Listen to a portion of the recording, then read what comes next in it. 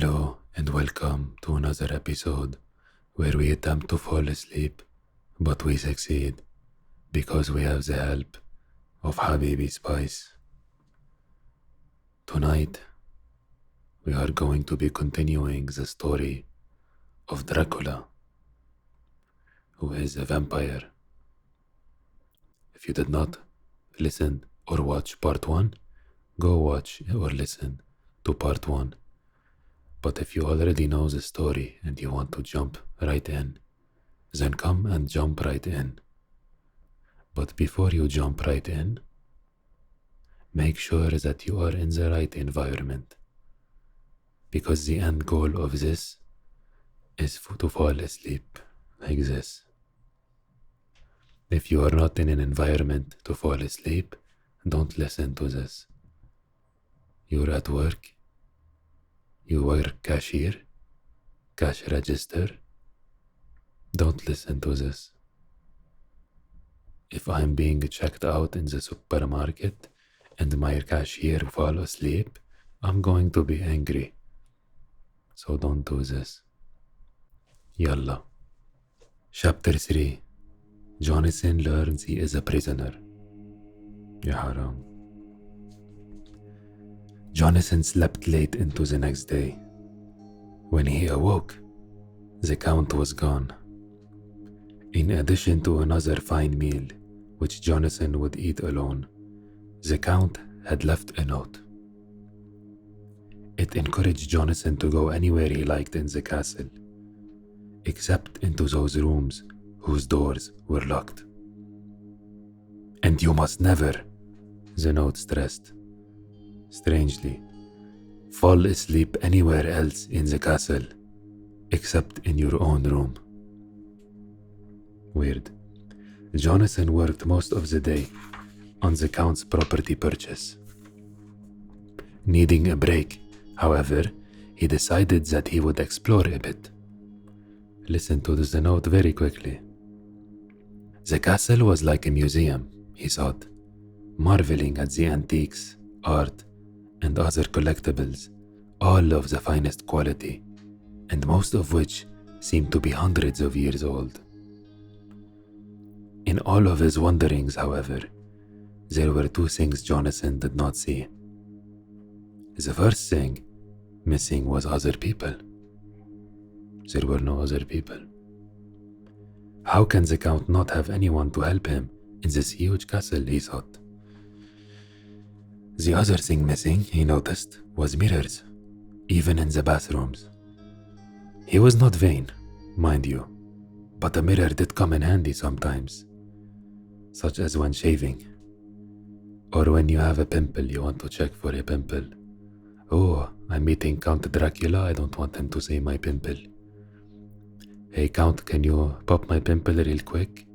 Don't suck the blood out, just pop it with your fingernails. Thankfully, he had brought his own, a small, compact part of his traveling toiletry kit.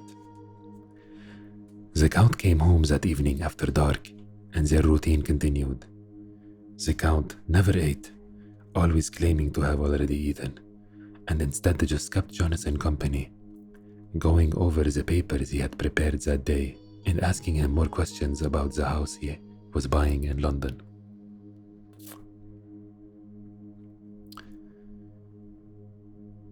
Jonathan had made the offer on the house on the Count's behalf, although at the time he had not understood how anyone could want the property.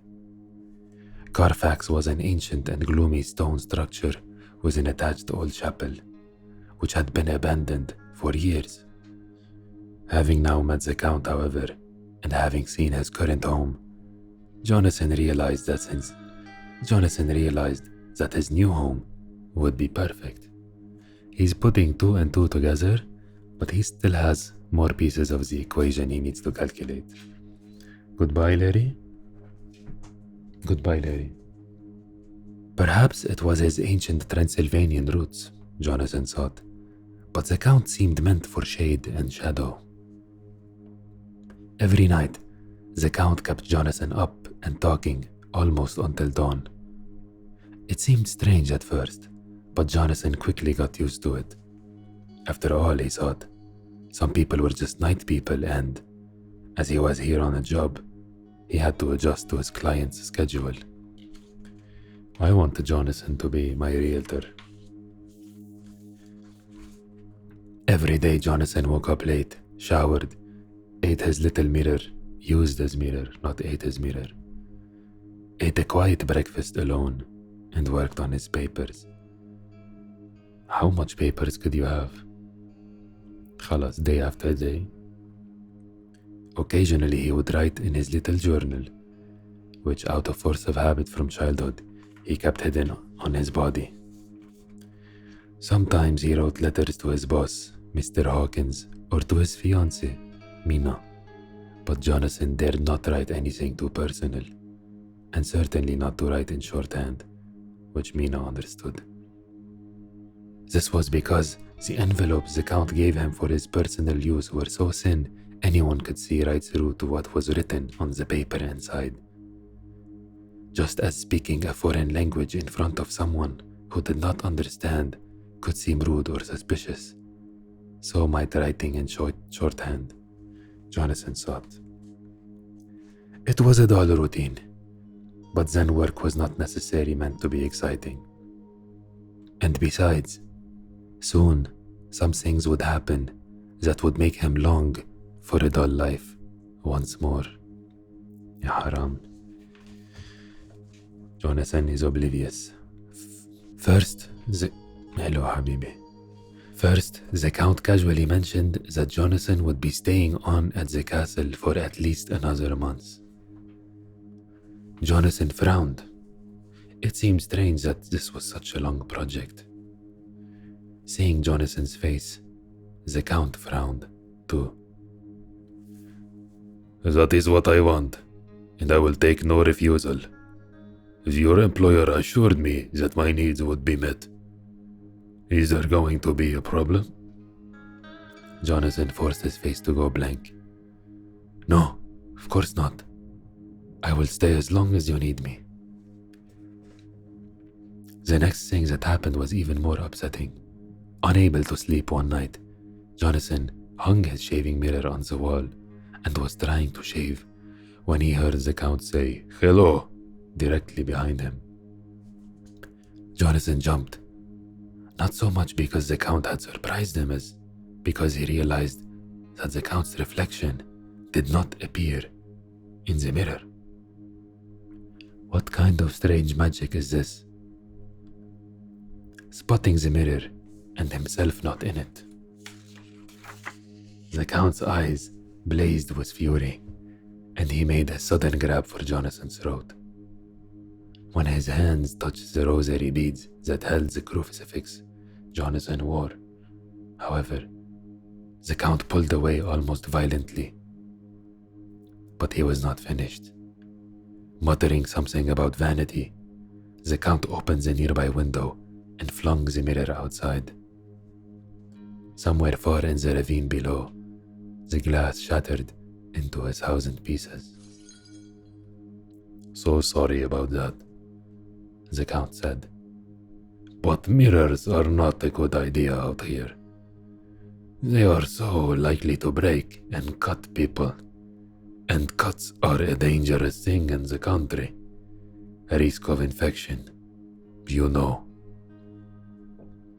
The last thing that happened was that, while exploring the house a bit further one day, while the Count was out, Jonathan realized that all of the doors on the outside were locked. He is calculating more of the equation now. Unless he went through one of the windows, plunging like his poor mirror into the deep ravine below, there was simply no way out of this castle. The castle was a prison, he realized in horror, and he a prisoner in it. The townspeople had been right. What kind of a monster was this, he wondered, who did not even appear in mirrors? Oh, those wonderful townspeople, Jonathan thought. Thank God he had at least accepted their crucifixes and their garlic. If only he had accepted their wise and well-meaning advice. So Jonathan now is slowly starting to get to the realization that he is an idiot. Let's see how long it takes until he fully realizes that his IQ is in the negatives. We are going into chapter 4 now. The ladies and the lizard. We're about to have some ladies in this. At first, Jonathan panicked, feeling like a rat in a trap. After a while, however, he forced himself to quiet his mind. He knew he needed to be calm to plan his escape. Most important, he thought, he must not let on that he knew. He was a prisoner who must pretend to be a guest, but all the while he would remain watchful, gather information, and try to formulate a plan. Every night, while only he ate, he forced himself to calmly discuss business matters with the Count. And during the day, while the Count was away, he explored the depths of the castle further, trying to unlock its evil secrets. One day, as sunset was approaching, Jonathan came upon a door at the top of a stairway. It seemed locked, but gave under a little pressure. Once inside, Jonathan looked around, thinking that this was probably the part of the castle occupied by the ladies in the olden days, for the furniture was more feminine than in the other rooms he had seen. Sinking down onto some soft cushions, he could practically see the ladies who had once lived here, sitting on this couch, writing love letters. As he let his mind wander, he began to grow very sleepy.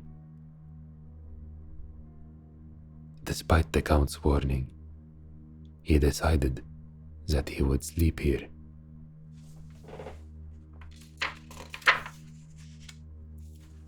Just for one night, it would be a sweet escape from his prison cell. Was he still sleeping? He did not know. All he knew was that he was not alone. In the moonlight opposite him were 3 young women who appeared to be sisters. All very beautiful.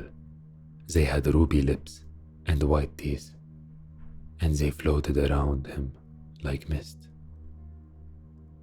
"You go first," one of them said, leaning over him lower and lower. "She is going to bite my neck," Jonathan thought in alarm. Before he could react, the Count appeared out of nowhere.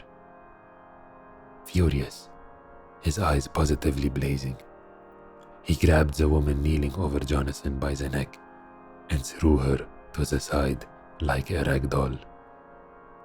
"How dare you?" he hissed at the 3 sisters. He spoke in a low voice, but Jonathan could hear him. "I told you, you may have him when I am done with him." Perhaps as a consolation prize, the Count threw the women a big bag with something wiggling in it. They grabbed it up and, giggling, ran away. He met some freaky women in the castle. He's probably thinking, what kind of freak show is this? Looks like Jonathan met the freaky women of the castle. What was in that bag? Jonathan wondered in horror. A cat? Or perhaps a dog? He shuddered to think. Returning to his room, Jonathan felt a brief sense of comfort. But upon opening the window to get some air, he saw something that only made him feel more frightened. Jonathan saw the Count emerge from his own bedroom window and climb headfirst down the stone wall, with his fingers and toes gripping the stones like a lizard. Jonathan pulled back quickly before the Count could see him. The next evening, however, he wondered if the Count had seen him after all, for that night he was given a strange new assignment. This whole thing is strange. A strange assignment would not surprise me. You must write 3 letters, the Count said. I will mail them for you. The first will say that your work here is nearly done, and that you will start home in a few days.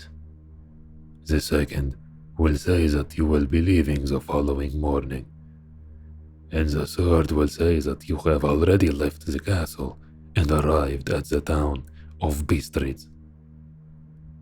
The Count nodded. Yes, the mail is not picked up very often.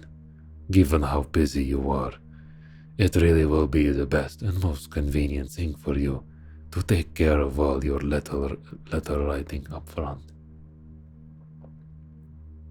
Jonathan swallowed in fear. Why would the Count be asking him to write these letters, unless he was planning to kill him? Good job, Jonathan. Finally realize this man is going to kill you. Ya Hamar. And create a story to cover up his tracks. Of course, he could not show the Count his fear. What dates shall I put on the letters? He asked casually. June 12th, June 19th, and June 29th, the Count said. It was now May 19. He now knew the span of his own life. God help him. Briefly, he considered writing something else in the 3 letters and sealing them quickly before the Count could see. But he thought better of it. Thank God he had, for in addition to once again giving him thin envelopes, this time the Count actually ripped open the seals to confirm the letter's contents. In the meantime, however, Jonathan took a terrible chance. Having noticed some gypsies outside his window in search of work, Jonathan decided that he would write 1 additional letter to Mina in shorthand and try to get it outside to the gypsies to mail. He would throw it out the window with a gold coin. He would not tell Mina everything about the situation, or she would die from fright. But he would tell her enough so that she could possibly help him, if only by sending Mr. Hawkins. Attracting the attention of one of the gypsies, Jonathan threw down the letter and the gold coin, gesturing with his hand that he needed the letter mailed. The gypsy seemed to understand and agree, and Jonathan breathed a sigh of relief. The next evening, however, the Count came into the room, sat beside Jonathan, and handed him the letter he had written to Mina. The letter had been opened. The gold piece, of course, was gone. One of the gypsies outside gave me this letter, the Count said. They found it on the ground outside and thought that I had accidentally dropped it. But apparently it is you who has had the accident. Looking down at the letter and seeing its strange shorthand symbols, the Count became enraged, his eyes blazing wickedly. With a sharp movement, he turned and threw the letter into the fire. I know you won't mind my doing that, he said, for surely that was a mistake and not truly your letter, written in some sort of made-up language. Then he turned and left the room. Ya haram. All of Jonathan's plans went ablaze in the fire. He could not pull one over Dracula. He's not smart enough. He's just a realtor. That is expected from realtors. The next day, upon returning to his room from a walk, Jonathan found that every scrap of paper and every pen had been removed, along with all of his money and checks. Even his suit and coat were gone. Thank God he kept his journal on his body, he thought, or the Count would have found that out as well. But there was no denying it. He was even more of a prisoner now.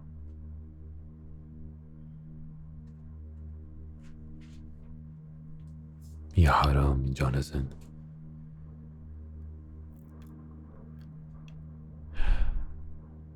While Jonathan is indeed a prisoner, this is going to be it for today. This is going to be it for tonight. We learn that Jonathan learns that he is a prisoner. And we also learn that we are prisoners of our own bodies, and we must succumb to the body's needs, which is sleep. Yes? Jonathan cannot escape his prison, but you can escape yours by giving your body what it needs and resetting the counter. So let's go to sleep, and maybe we will continue the story of Dracula in the next video. Good night, Habibi.